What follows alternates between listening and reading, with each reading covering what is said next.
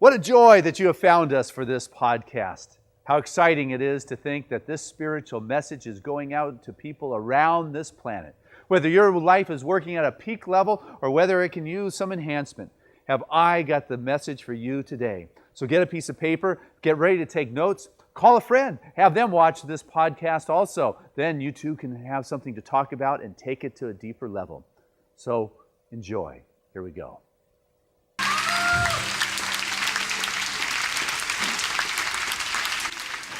Hey, good morning, Seaside. Whoa, what a joy it is to be here with all of you today. I see a couple distinguished guests sitting among us, a couple of the good doctors of religious science, two-timers that have been around longer than I have, pillars of religious science, senior ministers in Hemet, forever the good doctors Florence and Ernest Phillips. Welcome to Seaside.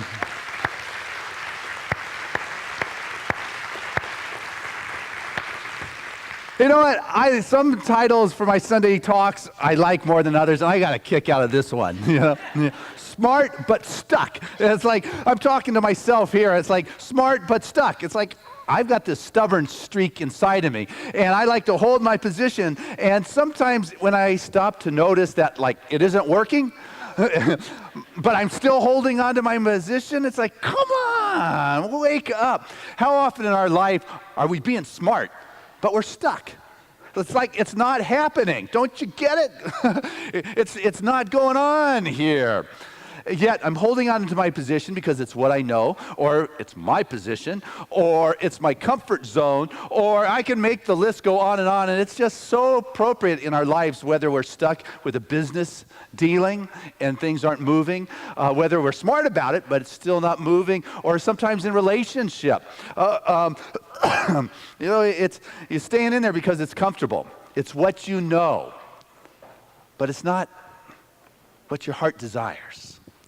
I've watched people stick with a doctor who's given them some procedures to get better, and it's not getting better. And instead of looking at alternatives and other possibilities and other perspectives, they stay stuck because this is what the doctor has said. And so this message, smart but stuck, applies to all these kind of things. But this week I got to live one that is just so good. I'm excited to share it with you. And so I'll set it up by saying over 50 years ago, something happened to religious science that you probably could care less about, and most of you don't even know. But like any good religion, in 1954, religious science had a split. Believe it or not, it actually happened in religious science. In 1954, the ministers split and went their separate ways, and you had two different branches. You had Religious Science International and the United Church of Religious Science. They taught the same thing, they preached the same thing, they honored Ernest Holmes' teaching, and all that was the same, just politically the stuff went on. And the guys who split it are now dead and gone, which is a good thing, because as long as they were around, they were never getting back together. But there was a consciousness that had kept us apart. And about 10 years ago, as I was president, I tried to get the movement together, and we started talking. And we started having, instead of unofficial meetings, we had official meetings. And all of a sudden, the kids started getting together in the camps. The practitioners started getting together in their conventions, and the ministers started getting together. But the board of trustees, the two movements, never got together.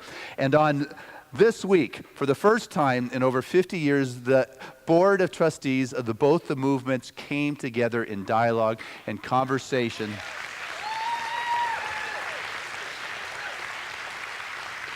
And one thing better, out of that conversation and out of that dialogue, there came a consensus. Not a vote like 3-4-2 against, a consensus where everybody on both sides agreed to bring the two movements together again.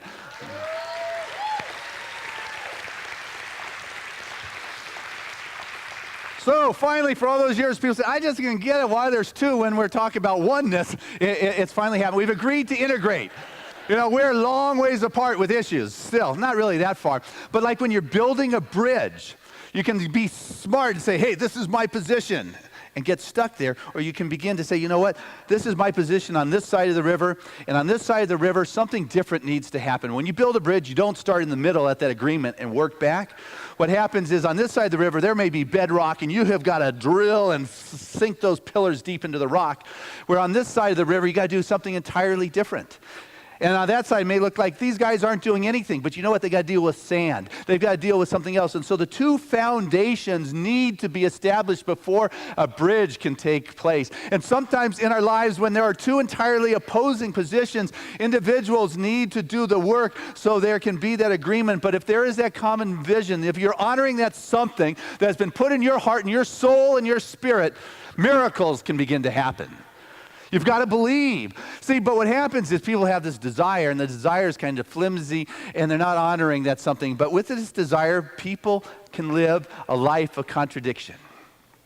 You got the desire in your heart and your soul, but yet your actions in life are not honoring what's inside.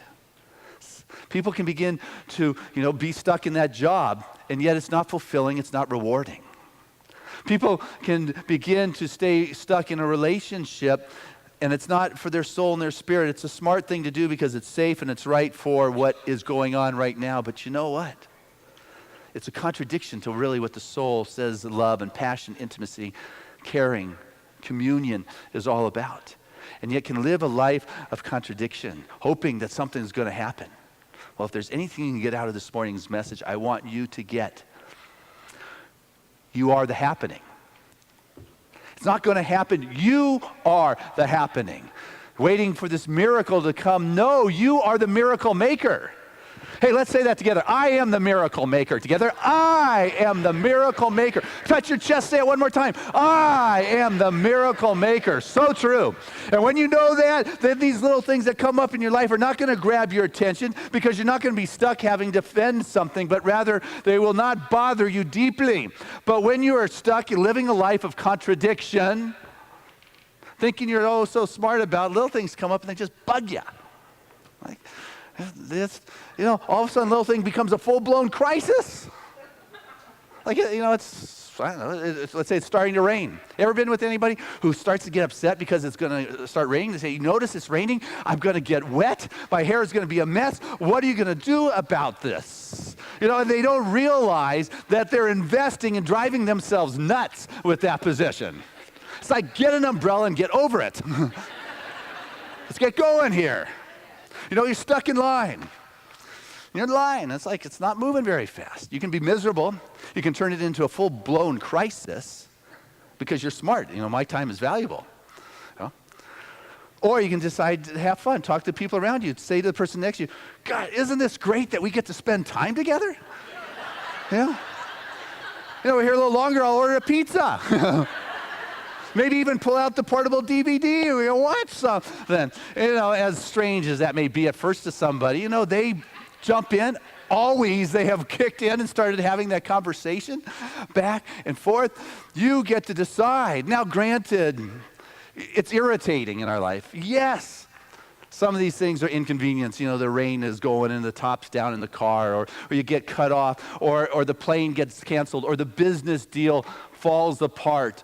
Or somebody betrayed you. I mean, you can go deeper with it. Yes, it's inconvenient. Is it life-threatening? No. Oh, you can try to defend and prove while you're right why this shouldn't happen. Or you can get it's not life-threatening. I can stay stuck in my blown-out crisis. But last time we were at the airport. They canceled our flight. Irritating? Oh, yeah. Life-threatening? No. But it's amazing to watch. As soon as it came over the loudspeaker that they had canceled the flight, it was like everybody turned into a herd of bulls with a fertile cow that went by. It was like they started pounding on the floor, snorting and huffing and puffing and pulling out their cell phone, calling everybody they can think about. Yes, maybe you need to call somebody, but you don't need to spend a half hour calling a dozen people telling them how your life has just been made miserable. What good is that going to do? I was in line at the grocery store. The lady was literally paying the checkout person, pulling out her cell phone, telling somebody how irritated she was that she had to wait so long in line. Like, get a life here, please. You're already on your way out.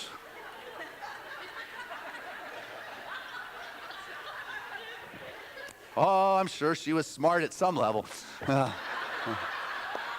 But I didn't get it. Life-threatening, no. So can you take with what's going on in your life and deal with it? Little Marianne, young girl, born with cleft palate. She had a split lip, crooked teeth. Her nose was not straight on her face. Her speech was garbled. It was difficult to understand her. As she entered second grade, she couldn't blow up a balloon without holding her nose or drinking water without it at the fountain without it coming out her nose. And the kids would tease her just not nicely. She would tell them that they'd say, "Hey, what happened?" And she couldn't fess up that she was born that way. She said when she was a little baby, she fell on a piece of glass and cut her lip. But she had the difficulty in school, and when she was in sixth grade, she took the annual hearing test. I don't know if you remember back in grade school when you took the hearing test, teacher would say something on one side of the room, and the kids would raise their hand, the group test. And she learned that everybody raised the right hand. She raised her right hand. Everybody, on the left side, she would raise her left hand. She came to realize that she couldn't hear through one of her ears, and the last thing she wanted anybody to realize is that there was one other thing wrong with her physical body. The time came for that dreaded one-on-one test, the whisper test. Remember this one when the teacher would whisper into one side of your ear, you'd plug it up your other one, and you would repeat, what the teacher said. Remember that? The teacher called her up last, of course, to the door. And she loved her teacher, Mrs. Leonard.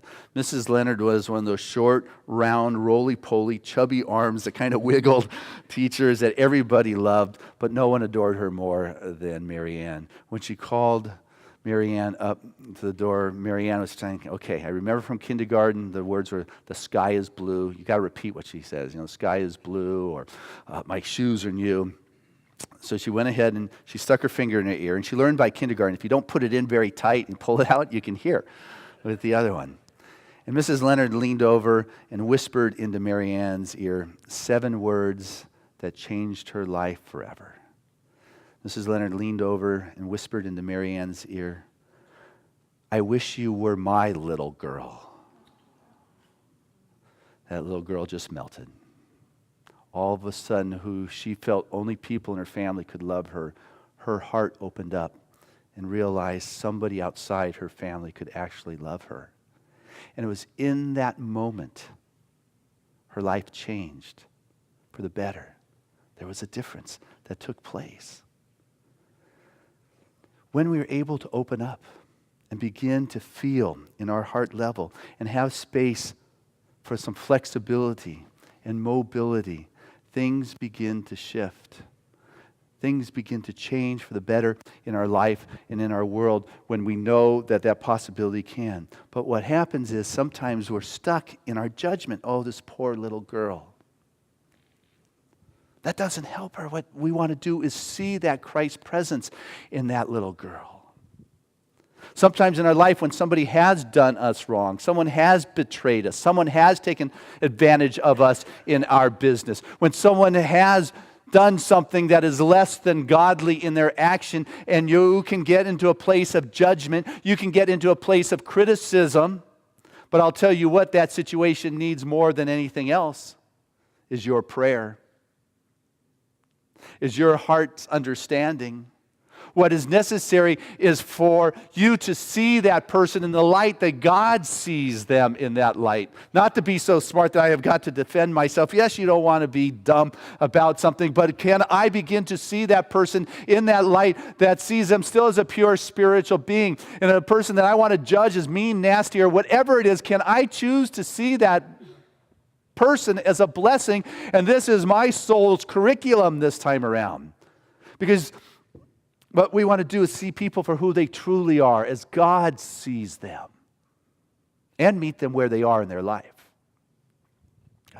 Got to be where you are at your life.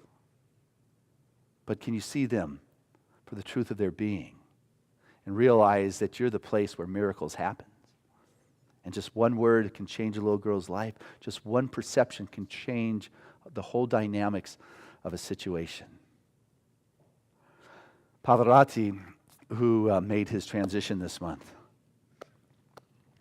when he graduated from college, he was to be a teacher, but yet he had this inner passion to sing, Talk about that contradiction. Well, I can be a teacher to make money, and I can sing on the side. But what his dad told him, Gino, you cannot sit in two chairs at once, or you will fall in between them. Pick one or the other. Be a teacher or be a singer. Teacher was easy. It's what he trained for. It's what he could do right then. But he chose singing, thank goodness for all of us, because it took him 7 years of frustration and training before he ever had his first professional appearance. And it was another 7 years on top of that before he ever sang with the Metropolitan Orchestra. You know, good thing he wasn't smart about that one and didn't remain stuck in the comfort of what he had learned. His buddy Enrico Caruso, a fellow tenor, when he first started training, his teacher said, "You're hopeless. You can't sing. You sound like wind blowing through the window." Hey, it would have been a lot more comfortable at that point to say, "Hey, I can't sing. I'm giving it up." And would have remained stuck in the spot of not having delivered the God gift that soul had intended to do. But when you live that soul purpose, when you live your heart's intention, and it matches up with that inexhaustible supply, when it matches up with that inexhaustible supply of Spirit that begins to pour into our life, just pours forth freely in all those ways and areas that are right or necessary in our world, something magical happens. But you have to take time to know it at the deep level. But in our society, we've got fast, hurry up, quick, more, better, faster, now. High tech, low touch. It's no wonder our soul aches. Our body gets sick. The ulcers, the heart attacks, the shocks, the strokes. It's no wonder, because we're living this contradiction. We're playing it safe, doing what I know, and stuck in it. Listen to your heart. Like what Lily Tomlin said, for quick acting relief, try slowing down. Yeah. But we're too busy.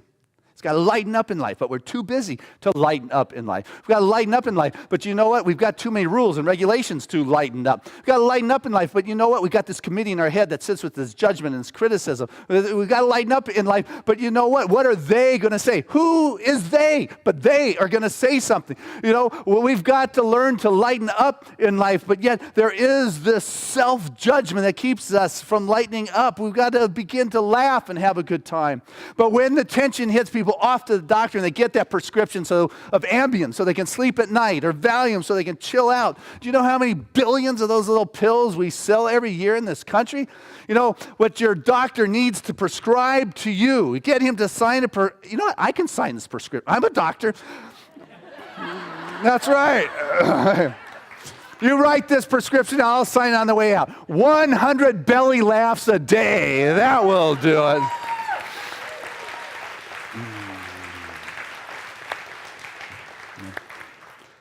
What has happened, though, is what Joel Goldsmith talked about, is that we're sowing of the flesh. We sow of the flesh. We live in this physical world. You know, we came into this world. The first things that we heard when we came into this world is, be careful, don't drop the baby.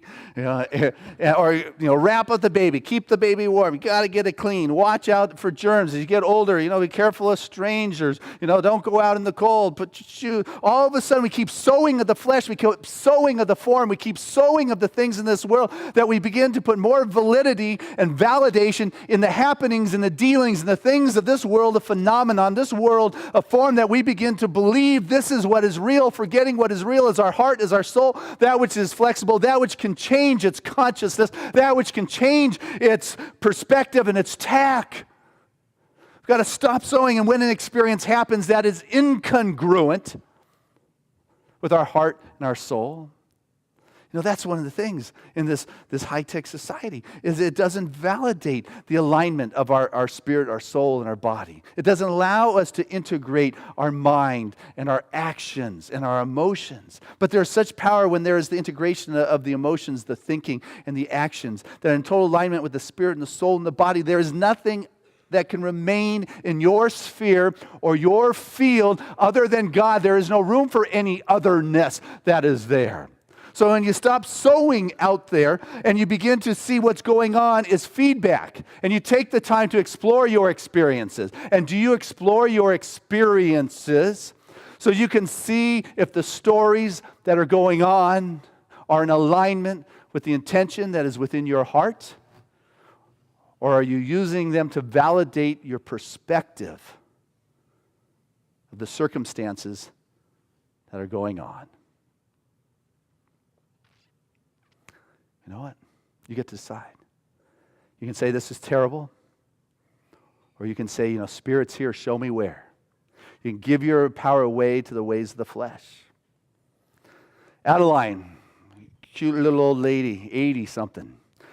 Shares when she was a little 5-year-old girl, 75 years ago. She remembers so clearly a time in her life when her father was very sick. And he couldn't work, and it had been some time since he could work. Mom had to take in sewing, and she would sew so they could put food on their table. And Adeline was the youngest of 3. She had an older brother and older sister. And Mom would stay up way late at night sewing on her little one of those pedal sewing machines. Those old pedal sewing machines, as the gas in her lantern would just be barely flickering. She remembered this one cold winter when the fire could hardly stay lit in the house for lack of fuel for it. Mom would work into early a.m. Adeline remembered the day a letter came to the house from the sewing factory saying that they were coming tomorrow to repossess the sewing machine unless her mom would get caught up with the back payments. The little girl, Adeline, she was just devastated. She was frightened. And her mom says, oh, it's okay. God would never let us lose our sewing machine. But little Adeline, she went to bed crying that night, just fearful, had the visions of a little 5-year-old of her family starving to death. And the next morning, when the guys are supposed to come to take that sewing machine, there's a knock on the door. And her mom opened it up, and there was a man well-dressed who said, are you Mrs. Hill? Adeline's mom said, yes, I am. The guy was standing there with a little baby in his arms, and he said, the grocer down the street said, you're a very kind and wonderful lady. My wife last night was taken to the hospital. She's going to be okay, but she's going to be in there for a couple days, and I have to open my dentist office this morning. The grocer said that you might be able to take care of my child for a couple days. Would you do that? I'll pay in advance. Here's $10. Well, Adeline's mom just cried and said, I knew God would never let them take my sewing machine. But what I want us to get is that when we are not stuck in believing the world of form as the truth, we begin to open up the door. Because there is no large or small in the mind of God. It doesn't matter if it's $10, 10,000, or 10 million. It is all spirit.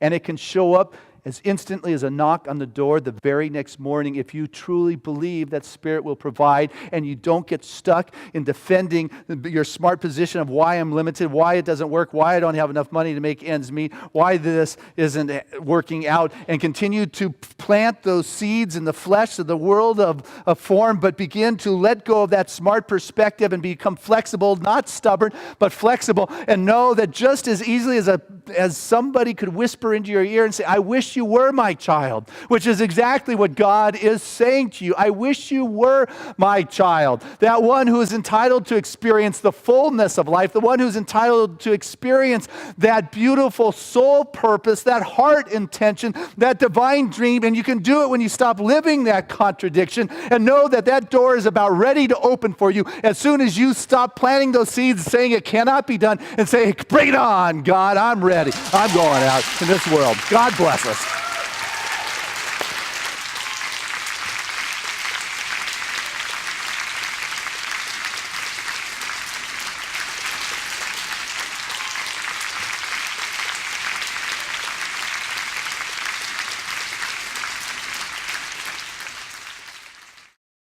So I'd like to invite the ushers to come forward as we do take our gift from our heart. Again, with a lot of heart and soul and passion.